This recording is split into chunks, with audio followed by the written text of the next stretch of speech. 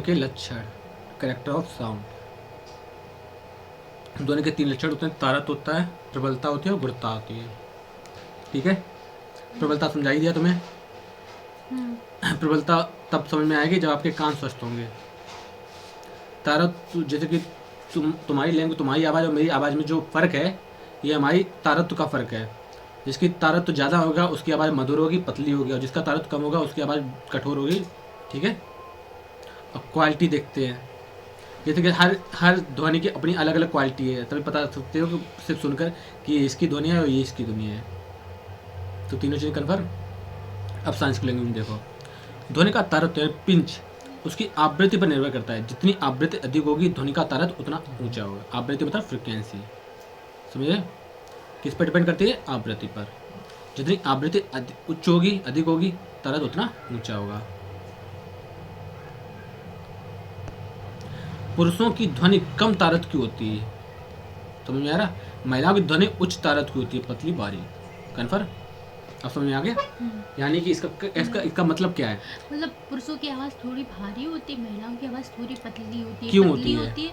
क्योंकि तारत्य की वजह से, क्योंकि तभी जब महिलाएं बोलती हैं तो उनकी आवाज़ होती उनका है। तारत कम या ऊंचा कब होता है, किस में होता है? पुरुषों की आवाज़ में या महिलाओं की आवाज़ में? देखो कम, अब मैं बता रही हूँ, कम पुरुषों में होता है, ज़्यादा महिलाओं में होता है। क्यों होता है? आवृत्ति के कारण। आवृत्ति के कारण। आवृत्ति जिसकी अधिक होगी तारत उसका उच्च होगा, आवृत्ति जिसकी कम होगी तारत उसका कम होगा। समझ गए? ध्वनि की प्रबलता ध्वनि की तीव्रता पर निर्भर करती है। ध्वनि की तीव्रता पर निर्भर करती है। मनुष्य की सामान्य बातचीत की प्रबलता में 20 डेसिबल यानी फुसफुसाहट से 65 डेसिबल तक की होती है। ये इंपॉर्टेंट लिख लो। मनुष्य की सामान्य बातचीत में प्रबलता 20 डेसिबल से 65 डेसिबल तक होती है। ठीक है, उसी के आगे लिखो।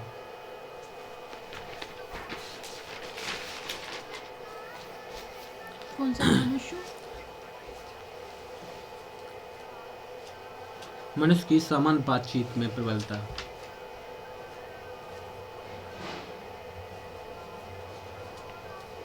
20 डेसिबल से 65 डेसिबल तक होती है।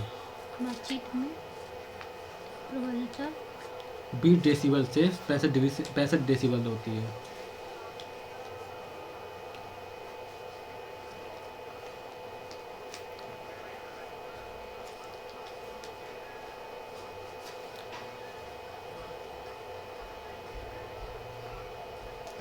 अब छोटी सी बात इतनी सी है कि जो 20 डेसिबल होती है वो फुसफुसाहट होती है। जितनी दो लोग कान में बातचीत करते हैं वो होती है 20 डेसिबल, और जो नॉर्मल जैसे कि हम तुमसे जो बात करें वो है 65 डेसिबल, और हम तुम्हारे कान में बात करें तो ये हो जाएगी 20 डेसिबल। कन्फर्म? क्लियर है ना? 80 डेसिबल, अब 65 डिग्री से 65 डेसिबल से आगे बढ़ते हैं तो 80 डेसिबल से अधिक की ध्वनि हानिकारक ध्वनि प्रदूषक कही जाती है। 80 डेसिबल यानी कि क्वेश्चन पूछा जाएगा इनमें से ध्वनि प्रदूषक किस ध्वनि से अधिक की प्रबलता वाली होती है, किस डेसिबल से अधिक? तो 80 से अधिक वाली। इसलिए लिखो 80 से ज़्यादा ध्वनि प्रदूषण, इतना ही लिखो, 80 से ज़्यादा ध्वनि प्रदूषण। 80 डीबी लिखो, 80 डीबी साइड में लिखो, डीबी ध्वनि प्रदूषक। 65 डेसिबल से अधिक के शोर में लगातार रहने से हमारे कान खराब हो जाते हैं। किससे? 65 डिग्री से 65 डेसिबल को कोई दिक्कत नहीं है। 85। हाँ, तो लिखने की जरूरत नहीं। ध्वनि की गुणता अधिक स्वरकों यानी कि ओवरटोन्स की संख्या, क्रम तथा आपेक्षिक तीव्रता पर निर्भर करती है। मनुष्य की अधिकतम श्रव्यता सीमा 65 डेसिबल है। इससे अधिक तीव्रता की ध्वनि को मनुष्य सुन नहीं सकता है। यानी कि अब लिखो लिसनिंग पावर, हिंदी बोल दीजिए। सुनने तक की सीमा, सुनने तक की सीमा 65 डेसिबल। 65 95 sorry 95 decibel dB. यह क्वेश्चन ऐसा पूछा जाता है कि कितनी डेसिबल से अधिक की ध्वनि मनुष्य नहीं सुन सकता है, तो 95 डेसिबल से अधिक की ध्वनि मनुष्य नहीं सुन सकता है। प्रतिध्वनि सुनने के लिए श्रोता एवं परावर्तक सतह के बीच न्यूनतम 17 मीटर दूरी होनी चाहिए। ये भी इम्पोर्टेंट है कि प्रतिध्वनि सुनने के लिए श्रोता और परावर्तक सतह यानी कि सुनने वाला, और जो ध्वनि वापस लौट के आई है, नहीं पहाड़ों पर चिल्लाते हैं, फलाना नाम लिख लेते और 10 जगह सुनाई देता है फलाना फलाना फलाना फलाना, समझ रहे हो? यानी कि श्रोता और जहाँ से ध्वनि टकरा के आ रही है उन दोनों के बीच कितने मीटर का फर्क होना चाहिए? 17 मीटर का फर्क होना चाहिए, लिख लो। श्रोता एवं परावर्तक सतह के बीच प्रतिध्वनि सुनने के लिए, श्रोता एवं परावर्तक सतह के बीच प्रतिध्वनि सुनने के लिए जाओ भैया, काम करना है ना, काम करना है। नहीं इसका नहीं, वो हॉलीडे होमवर्क वाला फाइल वगैरह यहाँ आए नहीं कुछ भी। आप चले जाइए तो पुष्पम छोड़ जाओगे अकेले? नहीं, जाओ फिर तुम लोग। सुनने के लिए 17 मीटर की दूरी होनी चाहिए।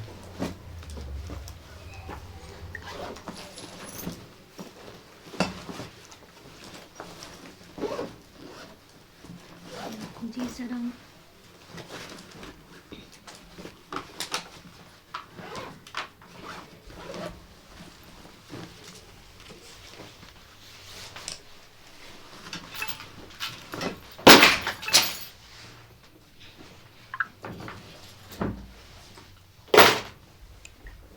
ध्वनि के अपवर्तन के कारण ध्वनि दिन की अपेक्षा रात में अधिक दूर तक सुनाई पड़ती है। ध्वनि की अपवर्तन के कारण ध्वनि दिन की अपेक्षा रात में अधिक सुनाई देती है या अधिक दूरी तक सुनाई देती है। क्यों?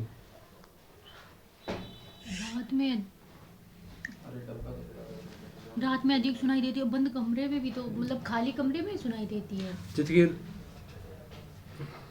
रात का समय है और दिन का समय है, तो ध्वनि किस में ज़्यादा सुनाई देगी? मतलब रात में अधिक सुनाई देगी या दिन में अधिक सुनाई देगी? इसमें तो दिखा है रात में अधिक सुनाई देगी। सिंपल बात इतनी सी है, क्योंकि रात में शांति होती है। बिल्कुल सही बात। रात में लोगों की शांति होती है, इसलिए अधिक दूरी तक सुनाई देती है, क्योंकि ध्वनि आपस में टकराती नहीं है। समझ में आ रहा? जबकि दिन में ध्वनि आपस में टकराती रहती है ना, तो उनकी जो गति होती है वो धीमी पड़ जाती है। प्रघाती तरंगों यानी शोक वेव्स में बहुत अधिक ऊर्जा होती है। यदि वे किसी भवन आदि से टकरा जाएं तो उसे नुकसान पहुंचा सकती है। प्रघाती तरंगें लिखो, शोक वेव्स। स्पेलिंग बोल दो। HOCK, HOCK, शोक वेव्स। ठीक है, इसके आगे लिखो नुकसान पहुंचाने वाली तरंगें, बिल्डिंग्स को नुकसान पहुंचाने वाली तरंगें।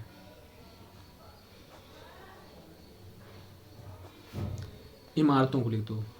बिल्डिंग्स इंग्लिश लिख सकती हो?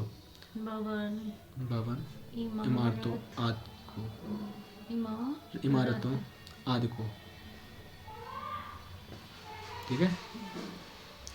याद आया मैंने कुछ बताया था इसी वाले में कि जो एरोप्लेन होते हैं ऊपर उठते हैं, ठीक है, और उनसे जो आवाज़ पैदा होती है उससे कांच टूट जाती है, तो ये वो प्रघाती तरंगें ही पैदा करती है ना। हाँ, ये बात है। ध्वनि तरंगे देखो, अब इनको लिखना है जो तुम बता रहे थे 20 से, इसको इस तरह से बनाना। ठीक है, 20 हर्ट्ज से नीचे, यहाँ पर 20 हर्ट्ज से नीचे, यानी 20 हर्ट्ज से नीचे इस जगह एक वाली ध्वनि अलग हो गई, और यहाँ से 20 से 20,000 हर्ट्ज इनके बीच की ध्वनि अलग होगी। ठीक है, और ये जो 20,000 से ऊपर वाली वो अलग होगी। अब देखो यहाँ पे क्या तुम्हें इस तरह से बनाना है कि 20 से नीचे वाली आवृत्ति वाली ध्वनि तरंगों को अपश्रव्य तरंगें कहते हैं। इनको क्या कहते हैं? अपश्रव्य। श्रव्य 20 हर्ट्ज से नीचे वाली ध्वनि को अपश्रव्य तरंगें कहते हैं, और 20 से 20,000 हर्ट्ज वाली तरंगों को आवृत्ति वाली, ठीक है, श्रव्य तरंगें कहते हैं। इनको सुन सकते हैं, श्रव्य तरंगें। ठीक है, यानी जो हम सुनते हैं, ठीक है। उसके बाद 20,000 से ऊपर वाली आवृत्ति तरंगों को पराश्रव्य तरंगें कहते हैं। इनको सुन नहीं सकते। हाँ, पराश्रव्य तरंगें कहते हैं। ठीक है, अब जो पराश्रव्य तरंगें हैं वो कौन कौन सुन सकता है? मनुष्य तो सुन नहीं सकते, लेकिन कुछ जानवर जैसे कुत्ती, बिल्ली, चमगादड़, ठीक है, ये इन सबको सुन सकते हैं। मनुष्य नहीं सुन सकता है। और जो श्रव्य तरंगें इनको मनुष्य सुन सकता है। अब सर्वो को भी सुन सकता है। नहीं, इसे हमारे कान सुन नहीं सकते। अपसर्प तरंगों को भी हमारे कान नहीं सुन सकते और परासर्प तरंगों को भी हमारे कान नहीं सुन सकते। लेकिन हाँ, परासर्प तरंगों को कुत्ता बिल्ली ये सब सुन सकते हैं, लेकिन हम नहीं सुन सकते। लेकिन जो अपसर्प तरंगे हैं इनको ना कुत्ते सुन सकते हैं और ना ही हम सुन सकते हैं। मतलब मुझे एक चीज नहीं समझ में आई, 20 हर्ट्ज से 20,000 हर्ट्ज। हर्ट्ज के 20 के ही तो, हाँ, मन सुन सकता है सिर्फ, इससे कम भी नहीं सुन सकता, इससे ज़्यादा भी नहीं सुन सकता है। कर लो नोट।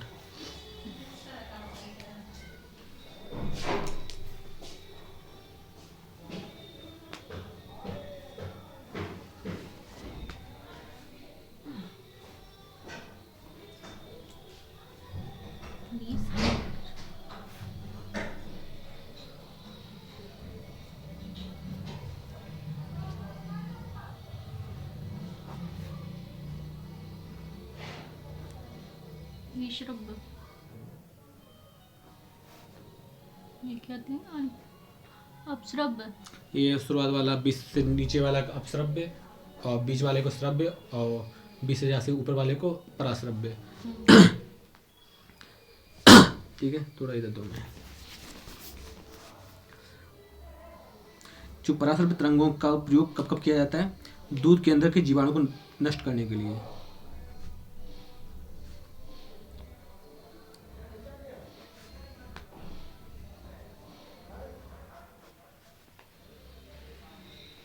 ठीक है,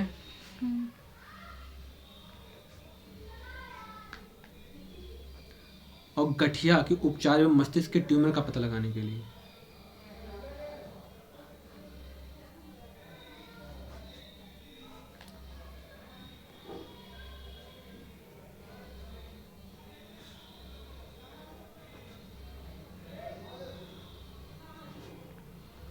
क्लियर? कोई दिक्कत नहीं, हम लिख रहे हैं नहीं कोई प्रॉब्लम नहीं, आप लिख सकते हैं। क्योंकि हमें पता है हमें कैसे लिखवाना है। मैं ना तुम पूरा का पूरा लिखते हो, कोई मतलब हाँ नहीं नहीं होता। नहीं, सही है, आप सही कर रहे हैं। ठीक है, विभिन्न माध्यमों में ध्वनि की चाल भिन्न भिन्न होती है। ध्वनि किया है वो क्या, परफ्यूम की महक छोड़ो। आ रही है। ध्वनि की चाल प्रत्यास्थता एवं घनत्व पर निर्भर करती है। प्रत्यास्थता एवं घनत्व पर निर्भर करती है। डेंसिटी जितनी ज़्यादा होगी ध्वनि चाल उतनी ज़्यादा तीव्र होगी। वायु में ध्वनि की चाल 332 मीटर प्रति सेकंड, जल में ध्वनि की चाल 1483 मीटर प्रति सेकंड, जबकि लोहे में ध्वनि की चाल 5130 मीटर प्रति सेकंड होती है। ठीक है, ठोसों में ध्वनि की चाल लगभग, अब देखो फिर से सुनो, ये इम्पोर्टेंट तो है नहीं। फिर से सुन लो एक बार। वायु में ध्वनि की चाल 332 मीटर प्रति सेकंड, ओके, जल में ध्वनि की चाल 1483 मीटर प्रति सेकंड, 83, ठीक है, और ठोसों में ध्वनि की चाल 5130 मीटर प्रति सेकंड, 130, द्रव्यों में लगभग 1450 और गैसों में लगभग इतना। लेकिन हम जो लिखवाना चाहते हैं वो ये नहीं है। वायु ध्वनि की चाल ठोसों में सर्वाधिक, उससे कम द्रव में तथा सबसे कम गैसों में होती है। ठीक है, देखो ध्वनि की चाल,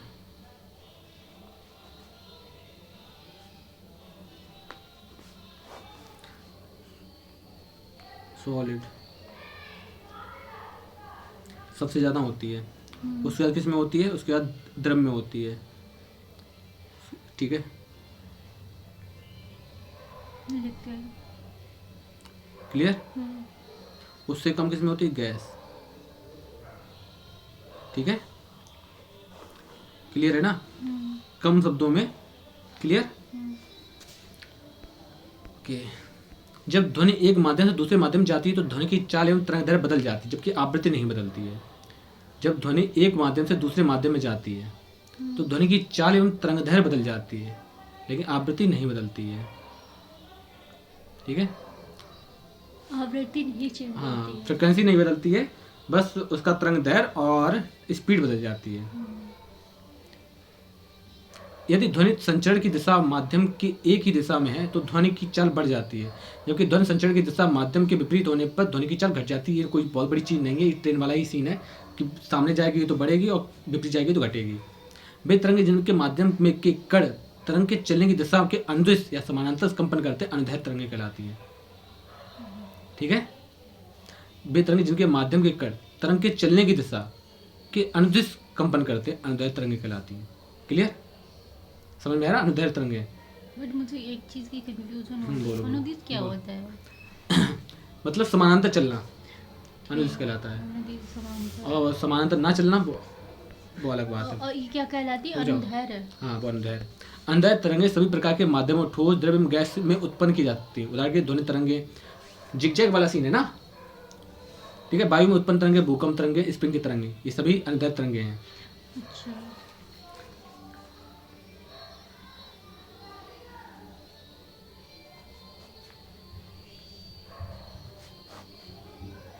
ठीक है, कौन कौन सी हैं? ध्वनि तरंगे,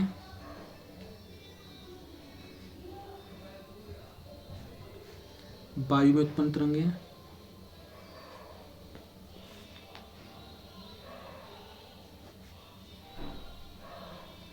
ठीक है, भूकंप तरंगे, ठीक है, स्प्रिंग की तरंगे।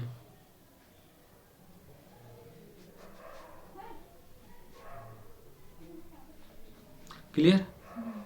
वे तरंगे जिनके संचरण के लिए किसी माध्यम की आवश्यकता नहीं होती, उसे अयांत्रिक तरंगे कहते हैं। विद्युत चुंबकीय तरंगे कहते हैं, ठीक है। विद्युत चुंबकीय तरंगे के लिए माध्यम की आवश्यकता नहीं होती, वो जहाँ रखती है उसी जगह पर अपना माध्यम बना लेती हैं।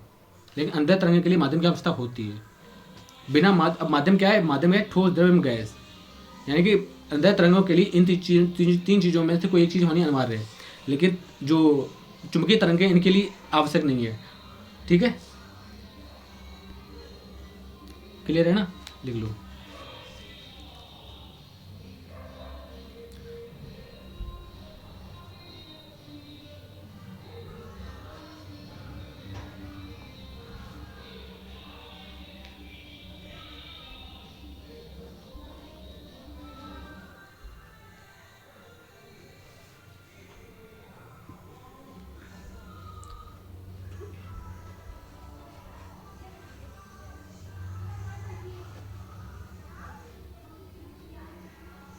विद्युत चुंबकीय तरंगे, नो मीडियम, नो माध्यम, ठीक है। क्लियर है ना? कोई दिक्कत तो नहीं है? नहीं, कोई प्रॉब्लम नहीं है। ठीक है। अब जैसे कि तो इनमें क्या होगा, यानी कि जब कोई माध्यम नहीं, तो अर्थात क्या मतलब है कि निर्वात है। माध्यम नहीं जब, तो निर्वात है, और निर्वात है तो कोई दिक्कत ही नहीं। अब जैसे एक्स तरंगे, रेडियो तरंगे,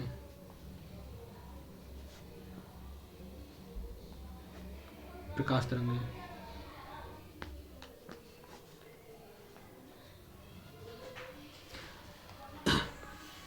ठीक है।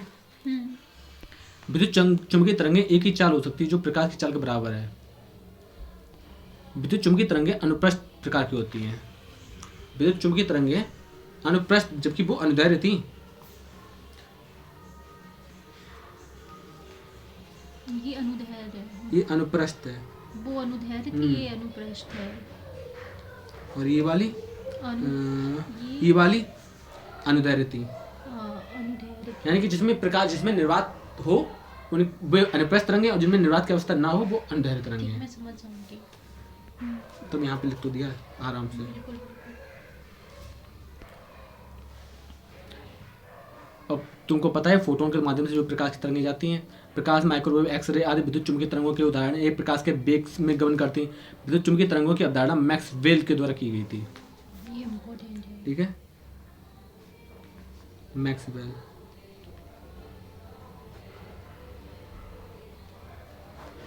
ठीक है। ओके। इस शॉर्ट नोट्स बनवा रहे ज़्यादा, जिससे कि ज़्यादा बड़ा ना हो, एक में ही देख लो काम हो जाए, क्योंकि ऐसे बहुत बड़ा बन जाएगा, फिर कोई मतलब नहीं बनेगा। नोट्स होता है। विद्युत चुंबकीय तरंगों का तरंग दैर्ध्य परसर 10⁻⁻14 मीटर से लेकर 10⁻⁴ मीटर तक होता है, ठीक है।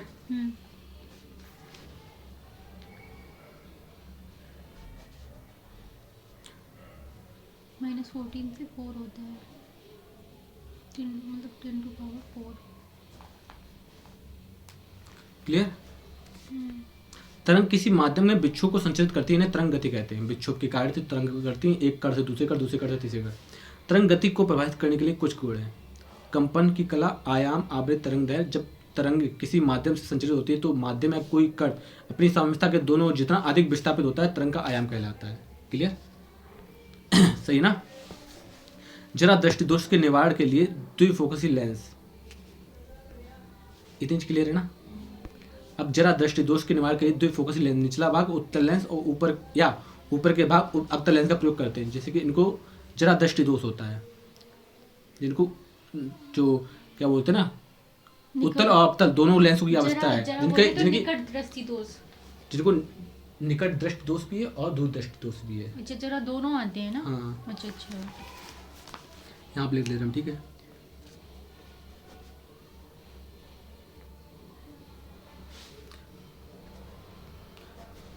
द्विफोकसी लेंस यानी क्या है, हाँ सही है, द्विफोकसी लेंस। द्विफोकसी लेंस से समझ सकती हो कि दो लेंसों की अवस्था होगी, ठीक है।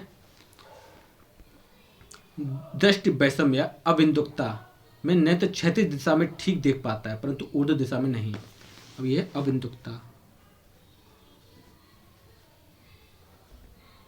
अविन्दुकता में क्षैतिज ऐसे लिखा जाता है, क्षैतिज पर नो प्रॉब्लम,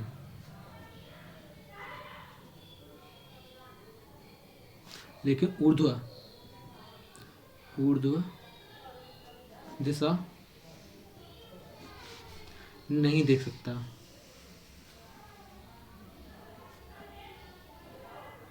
क्लियर। इनके निवारण हेतु बेलनाकार लेंस का प्रयोग करते हैं।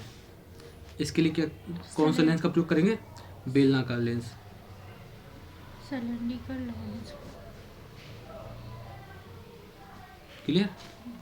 प्रकाश का विवर्तन प्रकाश की तरंग प्रकृति को स्पष्ट करता है। चलचित्र आदि के रंगों का आभास हमें विवर्तन के कारण होता है, ठीक है। ध्वनि तरंगों का तरंग दैर्घ्य प्रकाश तरंग के तरंग दैर्घ्य की तुलना में बहुत अधिक होता है।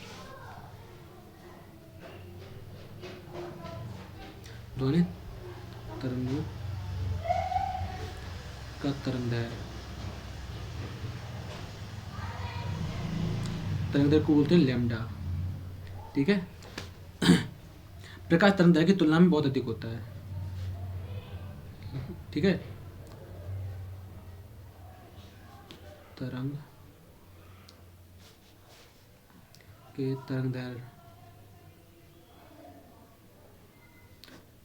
क्लियर, समझ में आ गया ना। इसका मतलब तरंग के बारे में बात करते हैं। तरंग किसी माध्यम में उत्पन्न विक्षोभ है जो उद्गम बिंदु के माध्यम से कण के वास्तविक स्थानांतरण के बिना सभी दिशाओं में संचलित होता है। तरंग मुख्यतः दो प्रकार का होता है, यांत्रिक तरंग और अयांत्रिक तरंग या विद्युत चुंबकीय तरंग।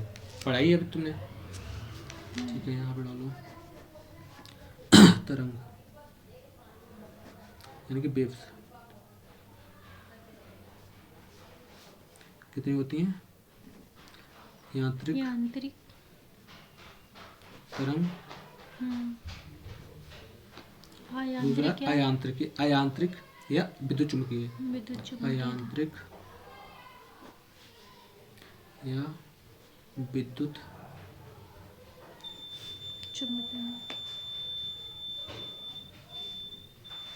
तरंग।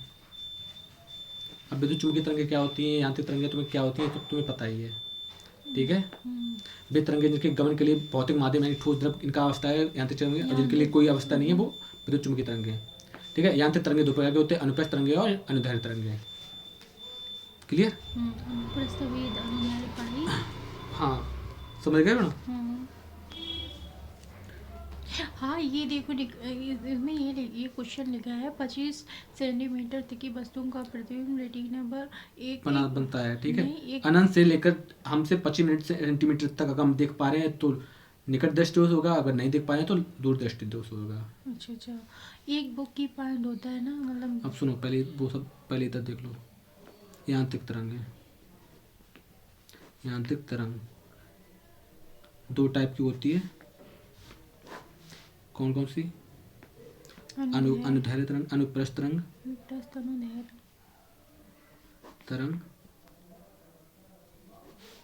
दूसरा अनुदैर्घ्य तरंग।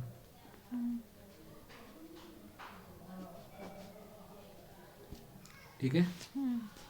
वे तरंगे जिनके माध्यम के कण तरंग चलने की दिशा के लंबवत कंपन करते हैं, लगातार कंपन कर रहे हैं, 90 डिग्री का कोण बना रहे हैं, अनुप्रस्थ तरंगे। 90 डिग्री, ठीक है। हाँ। और ये जिगजैग, जिगजैग, मतलब जिगजैग मतलब टेढ़ी मेढ़ी, टेढ़ी मेढ़ी, हाँ वो तो पता है। इसमें 90 डिग्री को अब लंबवत, लंबवत लंब खींचा गया, मतलब बिल्कुल सीधी जाएंगी ये वाली। सीधी जाएगी तो हाँ, इसमें ऐसा ऐसा सीन नहीं होगा डायरेक्ट, मतलब शॉर्ट नोट्स बनाया है ना, पूरा का पूरा यही सब थोड़ा नहीं नोट नहीं नहीं, करवाएंगे, बिल्कुल बिल्कुल। ठीक है। एक स्वस्थ मनुष्य का नेत्र लेंस अधिकतम अनंत नेत्र का दूर बिंदु से कब न्यूनतम 25 सेंटीमीटर तक वस्तुओं को प्रतिबिंब रेटिना पर बना सकता है। निकट दृष्टि दोष में, या जिसको वो निकट दृष्टि बोलते हैं, मायोपिया, ठीक है, निकट वस्तुओं के आस से नहीं दिख पाता, दूर की नहीं दिख पाता है। और दूर की दृष्टि दोष में दूर की वस्तु देख पाएगा, निकट की नहीं देख पाएगा। नहीं देख पाएगा। निकट दृष्टि दोष के लिए लेंस की क्षमता बढ़ जाती है, लेंस की गोलाई बढ़ जाती है, लेंस की फोकस दूरी घट जाती है। आप ऐसा करिए, एक हम्म, ब्लैक पेन भी थोड़ा यूज करिए, क्योंकि मैं इसको पढ़ूंगी जाके। तुम यूज कर लो फिर अब। नहीं नहीं नहीं, सुनो सुनो ना, सुनो, सीधी मजा नहीं, अब मेरा हुक्म हो गया ना, ठीक है। अब निकट दृष्टि दोष डालो, निकट दोष के कारण। देखो, जो तुम्हें आता है वो नहीं लिखवाएंगे, जो नहीं आता है, जिनमें समस्या हो सकती है वो लिखवाएंगे, ठीक है।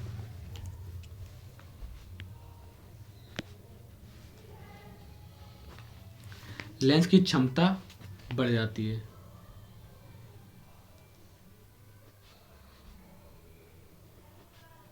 लामी लिखे, वो मैंने बिंदी है जो लेंस की क्षमता बढ़ जाती है, ठीक है। गोलाई बढ़ जाती है, फोकस दूरी घट जाती है, फोकस दूरी, ठीक है, घट जाती है। इस साइन का मतलब समझ गई, बिल्कुल। ठीक है। निकट दृष्टि दूर के मार्ग के अवतल लेंस या ऋणात्मक क्षमता वाले लेंस का प्रयोग करते हैं। अवतल लेंस को लिखो, निकट दृष्टि दोष के लिए अवतल लेंस।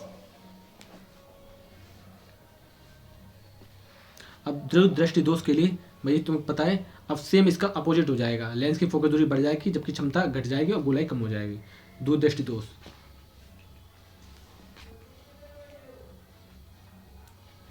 दोष के कारण सेम जैसे मैंने लिखवाया था आगे वाला, वैसे तुम उसका जस्ट अपोजिट कर दो। क्या लिखूं मैं? लेंस की क्षमता घट जाती है, गोलाई कम हो जाती है, लेंस की क्षमता घट जाएगी, घटना भाई, ठीक है। और गोलाई कम, ठीक है, फोकस दूरी बढ़ जाती है, उल्टा होता है ना। उत्तर लेंस का प्रयोग,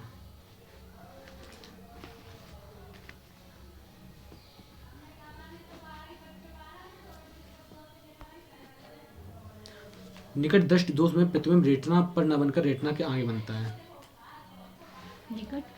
निकट दृष्टि दोष में प्रतिबिंब, उत्तर लेंस का प्रयोग होता है, ठीक है। निकट दृष्टि दोष में प्रतिबिंब रेटिना के आगे क्योंकि दूर दृष्टि दोष में प्रतिबिंब रेटिना के पीछे, जबकि दूर दृष्टि दोष में प्रतिबिंब रेटिना के पीछे।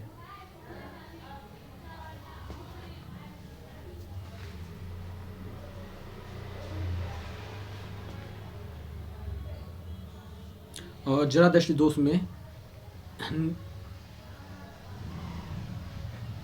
ना ही दूर की वस्तु दिखाई देती है, ना ही निकट की वस्तु दिखाई पड़ती है। दृष्टि दोष लिख दो, और ना दूर की ना पास की वस्तु दिखाई देती है, ऐसे लिखो, ना दूर की ना पास की, ना पास की देख पाते हैं, देख पाते हैं।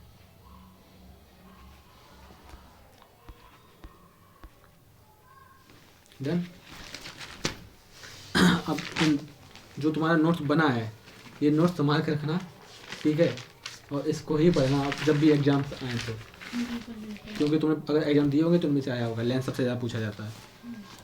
इंद्रधनुष का बनना देखो,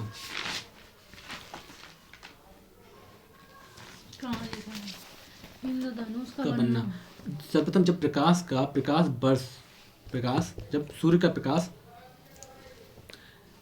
जब सूर्य का प्रकाश वर्षा की बूंदों में प्रवेश करता है, वर्षा की बूंद ऐसी होती है, वर्षा की बूंदों में प्रवेश करता है तो इसका अपवर्तन होता है, ठीक है, जब जिसके कारण सूर्य का प्रकाश विभिन्न रंगों में बट जाता है। लाल रंग में उच्च तरंगदैर्घ्य होने के कारण सबसे कम उड़ता है, वो यहीं रह जाता है, और जबकि बैंगनी रंग में सबसे निम्न तरंगदैर्घ्य होने के कारण सबसे अधिक उड़ता है, ठीक है, समझ आ रहा। पूर्ण आंतरिक परावर्तन के बाद परावर्तित प्रकाश बूंद से बाहर निकलते समय पूर्ण अपवर्तित हो जाता है, ठीक है, यानी कि लाल रक्त तो यहीं रह जाएगा, बाकी सब निकल जाएंगे। क्लियर। सूर्य के प्रकाश से आने वाली बैंगनी प्रकाश 4 डिग्री कोण पर तथा लाल प्रकाश 42 डिग्री कोण पर निकलता है, जबकि अन्य रंगों के प्रकाश में इनके बीच में कोण होते हैं। जब श्वेत प्रकाश सूर्य का प्रकाश कांच के प्रिज्म पर गिरता है तो प्रिज्म में से निकलने के बाद यह 7 रंगों में विभक्त हो जाता है। इन रंगों के क्रम को बर्ड स्पेक्ट्रम कहते हैं, ठीक है, समझ आ रहा। प्रिज्म पर जब सूर्य का प्रकाश पड़ता है तो स्पेक्ट्रम बनाता है, स्पेक्ट्रम में हमें 7 रंग दिखाई देते हैं, ठीक है। 7 रंग कौन कौन से हैं? बैगनी, जामुनी, नीला, हरा, पीला, नारंगी, लाल, बिबग्योर। बिल्कुल लिख लो, बिबग्योर, तुम्हें पता ही है। कांच में बैगनी रंग के प्रकाश की चाल सबसे कम होती है, किंतु इसका अपवर्तनांक सबसे अधिक होता है। कांच में लाल रंग के प्रकाश की चाल सबसे अधिक होती है, इसका अपवर्तनांक सबसे कम होता है, ठीक है। रंगों के प्रकाश का तरंगदैर्घ्य अलग अलग होता है, रंगों की चाल भी अलग अलग होती है। इस कारण प्रकाश के विभिन्न अवयवी रंग भिन्न भिन्न कोणों से विक्षेपित होते हैं। विभिन्न रंगों के तरंगदैर्घ्य सबसे कम और लाल रंग का तरंगदैर्घ्य सबसे अधिक होता है, ये इम्पोर्टेंट पॉइंट है, ठीक है। लिख लूं क्या? बैगनी रंग का तरंग, हाँ लिख लो, ये वाला पॉइंट लिख लो।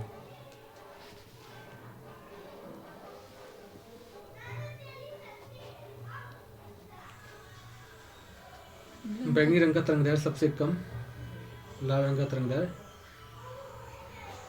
सबसे अधिक। अब तरंगदैर्घ्य को लैम्डा से डिनोट करना। अब तरंगदैर्घ्य को सिर्फ तरंगदैर्घ्य ना लिखकर लैम्डा लिखना चाहिए, बैगनी, ठीक है, बैगनी लैम्डा अधिक या कम, ठीक है। आगे बढ़ते हैं। जब प्रकाश की किरणें एक माध्यम से दूसरे माध्यम प्रवेश करती तो अपने मार्ग से विचलित हो जाती है, जैसे कि ये देखो, ठीक है, सूर्य का प्रकाश पड़ा तो अपने माध्यम से विचलित हो जाती है, क्लियर। तो अपने मार्ग से विचलित जब प्रकाश द्वारा प्रदर्शित एक घटना अपवर्तन कहलाती है।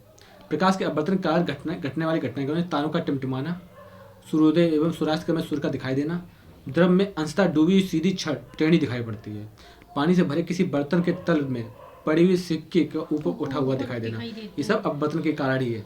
जल के अंदर पड़ी हुई मछली वास्तविक गहराई के कुछ ऊपर उठी हुई दिखाई देती है, ठीक है। सघन माध्यम से आपतित कण कि उसी माध्यम में परावर्तित होने की घटना को पूर्ण आंतरिक परावर्तन कहते हैं, इसको लिख लो। सघन माध्यम से आपतित किरण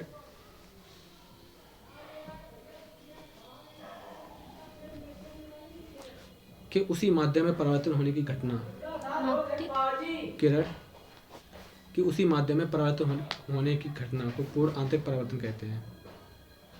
फिर बोलो। सघन माध्यम से आपतित किरण कि उसी माध्यम में परावर्तित होने की घटना को पूर्ण आंतरिक परावर्तन कहते हैं।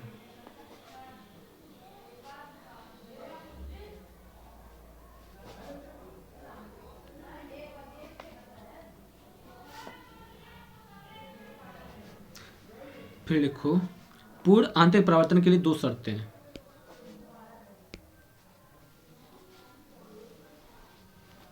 पूर्ण आंतरिक परावर्तन के लिए 2 शर्तें, दोनों ही नोट कर लो। प्रकाश सघन माध्यम से विरल माध्यम की ओर गति करे और आपतन कोण का मान क्रांतिक कोण से अधिक हो, तब जाके पूर्ण आंतरिक परावर्तन होगा। पूर्ण आंतरिक परावर्तन के लिए 2 शर्तें हैं। परिवर्तन के लिए दूसरा,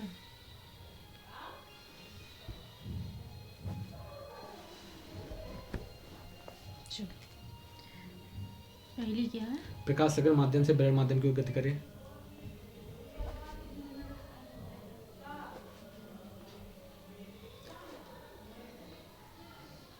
सघन माध्यम से विरल माध्यम में गति करे, की ओर गति करे।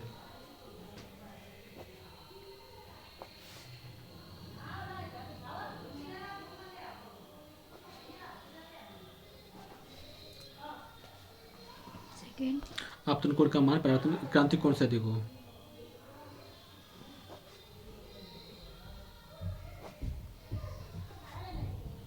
मान क्रांतिक कोण से देखो।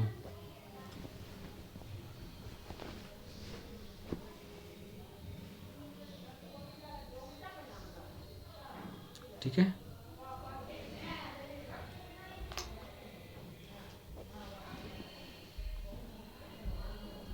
कौन?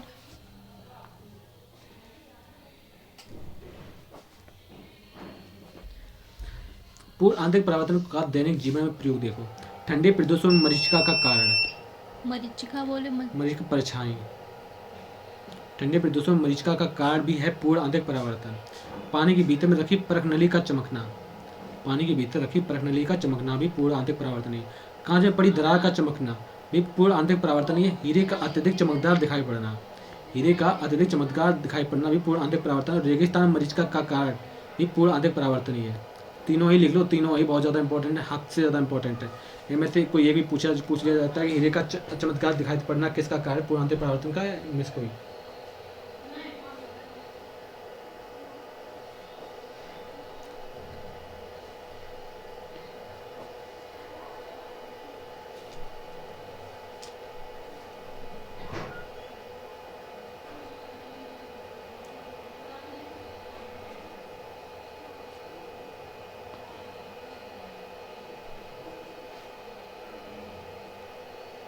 मरीचिका मैं भूल जाती हूँ किसको बोलते हैं। मरीच का, जिसको परछाई बोलते हैं।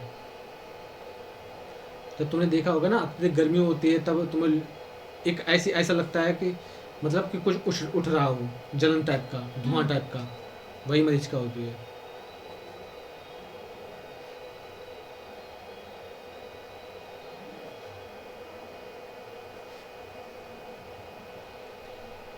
पानी के भीतर में रखी परख नली का चमकना, चमकना।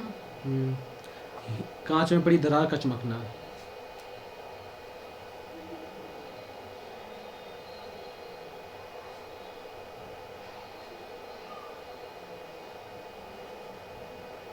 हीरे का अत्यधिक चमत्कार दिखाई देना,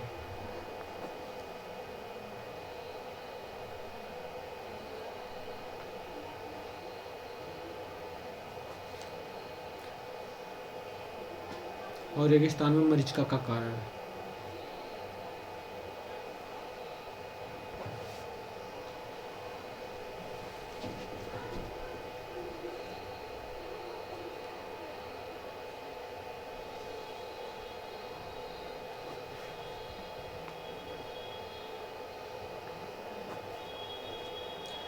इंद्रधनुष का निर्माण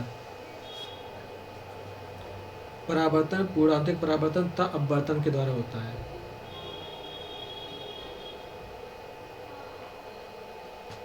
किसके? परावर्तन, पूर्णांतरिक परावर्तन और अपवर्तन।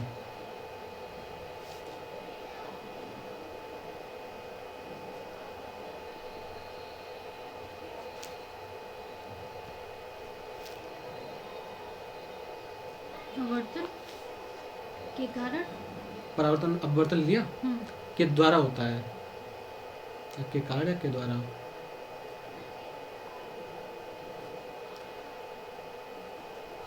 ऐसे दर्पण जिनका परावर्तक पृष्ठ गोली होता है, गोली दर्पण कहलाता है। उसको लिखना नहीं है, गोली दर्पण के बारे में पता तो है, परावर्तक पृष्ठ गोली होगा, गोली दर्पण कहलाएगा। गोली होंगे वो। गोली दर्पण दो प्रकार के, उत्तल दर्पण, अवतल दर्पण। उत्तल दर्पण का प्रयोग वाहन के पार्श्व यानी साइड में किया जाता है, इतना लिख लो। मुझे पता है ये। ठीक है, जैसे चालक अपने पीछे आने वाले वाहन को देख सके तथा अपने वाहन सुरक्षित रूप से चला सके। यानी कि उत्तल दर्पण का मतलब क्या है? उत्तल दर्पण ऐसा होगा और अवतल दर्पण ऐसा होगा। यानी उत्तल दर्पण में कली पीछे की तरफ होगी और अवतल दर्पण में चले बाहर की तरफ होगी। ठीक है, यानी कि जब ऐसा चलता है, मैं ये नहीं पता मुझे, रुको, ये और ये अवतल हो जाएगा, ओके, और ये उत्तल हो जाएगा। मैं सही हूँ ना? हाँ देखो सही हो। देखो ये, देखो ये ऐसे दर्पण ऐसे बनाना, तो ये लेंस है, ये लेंस है। हाँ ठीक है। हाँ, अब ये कंफ्यूजन हो जाती है मुझे, ये वाला और ये वाला। आई थिंक ये ये अवतल है और ये उत्तल है। उत्तल में उठा हुआ, अवतल में दबा हुआ, समझ गए? अब देखो पास यानी कि ठीक है, उत्तर दर्पण का प्रयोग क्यों करते हैं, क्यों इसलिए करते हैं, इसकी वजह से, इसकी वजह से, देखो इसकी वजह से यहाँ पर जब पड़ता है ना पीछे वाला प्रतिबिंब, तो ऊठा ज़्यादा बड़ा दिखाई देता है, छोटा प्रतिबिंब बड़ा दिखाई देता है, और इसमें बड़ा प्रतिबिंब छोटा दिखाई देता है। क्लियर? मतलब मेरा फेस छोटा दिखाई देता है। देखो मतलब शीशे में देखने में अवतली हाँ, लेंस का उपयोग हाँ, करती हूँ हाँ, मैं। मतलब मेरा फेस थोड़ा बड़ा होगा, मुझे थोड़ा हाँ। छोटा दिखाई देता है। उत्तर दर्पण का प्रयोग सड़कों के किनारे लगे परावर्तन लैंप में भी प्रयोग किया जाता है। ठीक है, परावर्तन लैंप यानी कि जो रिफ्लेक्टिव लैंप होती है उनमें भी उत्तर दर्पण का प्रयोग किया जाता है। क्योंकि उत्तर दर्पण का दृष्टि क्षेत्र बहुत अधिक होता है, अतः यह प्रकाश से अधिक क्षेत्र में फैला देता है। अच्छा ये बताओ, जैसे कि हाईवे में ये लाइटें लगी होती हैं, रात में ये लाइट जलती हैं, हाँ, उनमें उत्तर दर्पण का प्रयोग होता है। उत्तल का होता है। उत्तर का दर्पण का प्रयोग इसलिए होता है क्योंकि जो प्रकाश है ना उसको और ज़्यादा फैला सके। यानी कि सिंपल बात है, जो प्रकाश को फैला दे वो उत्तल है, जो प्रकाश को समेट ले वो अवतल है। उत्तल। ठीक है ना, छोटी चीज को फैला दिया उत्तल ने, बड़ी चीज को समेट लिया अवतल ने। ये तीन चीज याद रख लो, लिख लो ऐसी, जैसे हम बोले वैसे लिख लो। छोटी चीज को फैला दिया,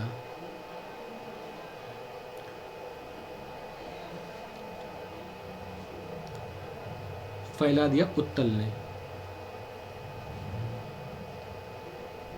बड़ी चीज को समेट लिया अवतल ने।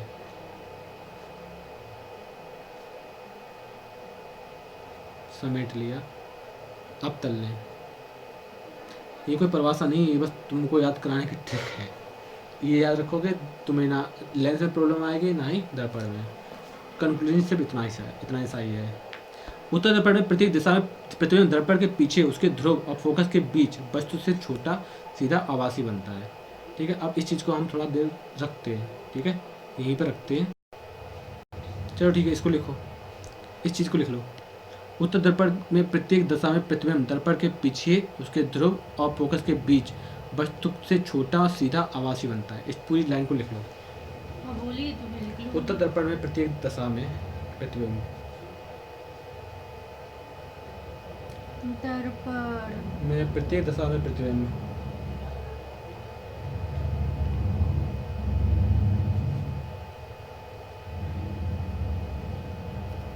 दर्पण के पीछे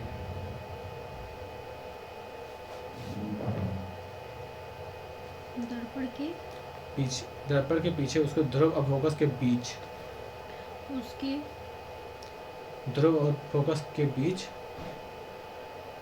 वस्तु से छोटा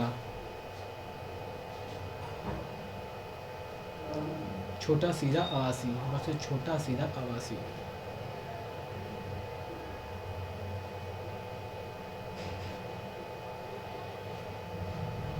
बनता है।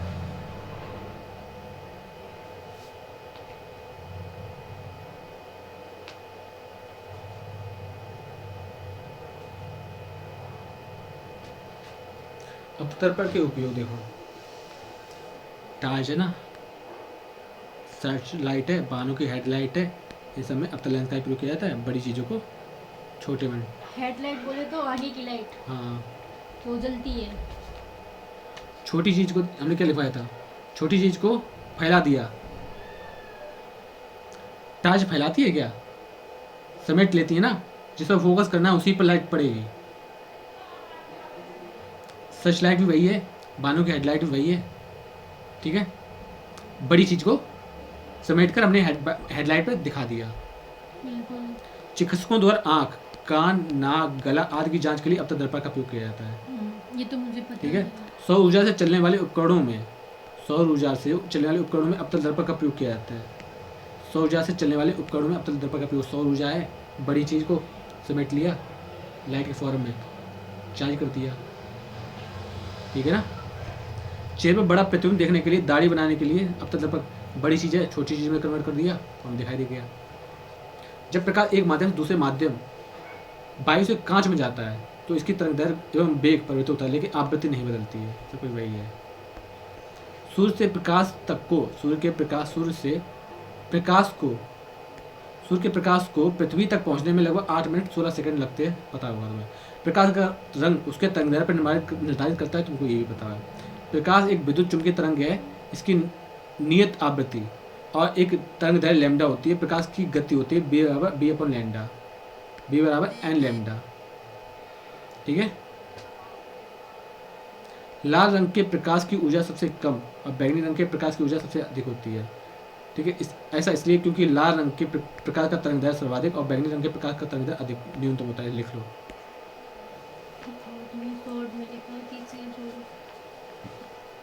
लाल रंग के प्रकाश की ऊर्जा सबसे कम, लाल रंग के प्रकाश की ऊर्जा सबसे कम,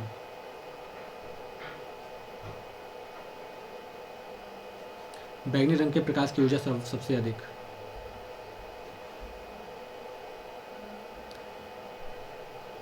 ऐसा इसलिए होता है क्योंकि लाल रंग के प्रकाश का तरंगदैर्घ्य, लाल रंग का प्रकाश का तरंगदैर्घ्य सर्वाधिक और बैंगनी रंग के प्रकाश का तरंगदैर्घ्य न्यूनतम होता है। लिख पाए? बैगनी रंग आगे कहाँ पर है? बैगनी रंग का प्रकाश का कहाँ पर है सर्वाधिक? कहाँ तुम कहाँ? बैगनी रंग के बैगनी रंग के ऊर्जा सर्वाधिक होती है। ठीक, तुमने क्या लिखा है पूरा बोलो। लाल रंग के प्रकाश की ऊर्जा सबसे कम और बैंगनी रंग के प्रकाश की ऊर्जा सबसे अधिक होती है।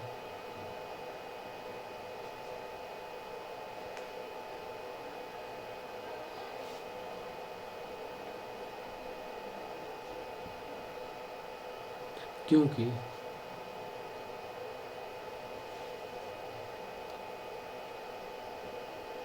लाल रंग का प्रकाश का तरंगदैर्घ्य सर्वाधिक सबसे अधिक,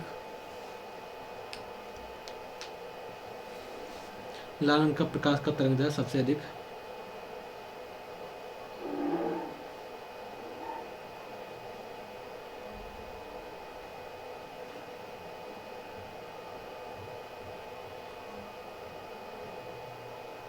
और बैंगनी रंग के प्रकाश का तरंगदैर्घ्य सबसे कम होता है।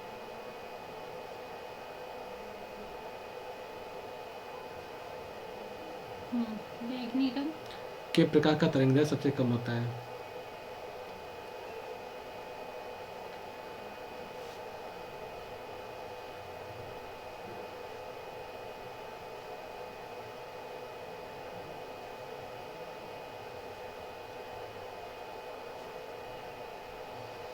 अब रिफ्लेक्शन ऑफ लाइट क्या कहते हैं? प्रकाश का वापस लौटाना प्रकाश का परावर्तन कहलाता है, यानी किसी सतह से टकरा कर वापस लौटाना, ठीक है। आपतन को परावर्तन कोण के बराबर होता है, लिख लो।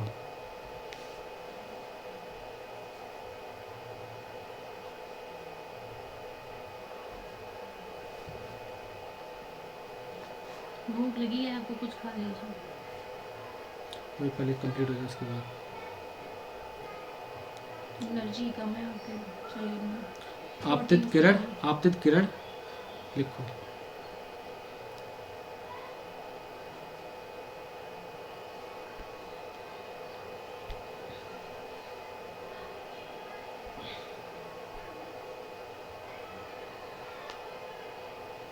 आपतित किरण आपतन बिंदु पर अभिलंब, आपतित किरण आपतन बिंदु पर अभिलंब और परावर्तित किरण एक ही तल में होते हैं। अभिलंब एवं परावर्तित किरण एक ही तल में होते हैं।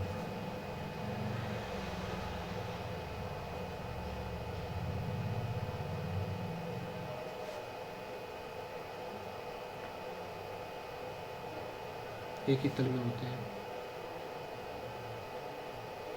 देखो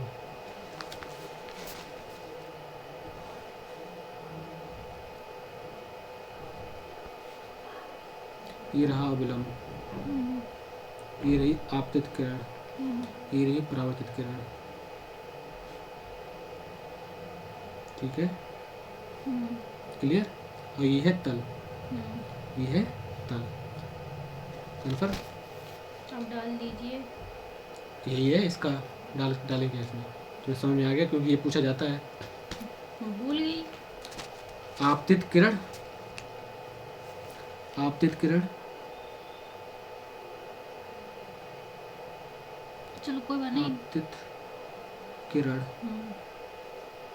परावर्तित किरण, किरण, अविलंब,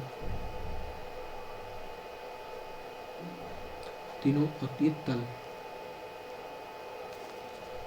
एक ही बिंदु, समझिए। यदि किसी दर्पण का परावर्तक सतह समतल है तो इसे समतल दर्पण कहते हैं, और समतल दर्पण में हम जैसे हम अभी हैं उतने ही हम उसी ऊंचाई के बनेंगे जाके। नहीं, रोक दीजिए।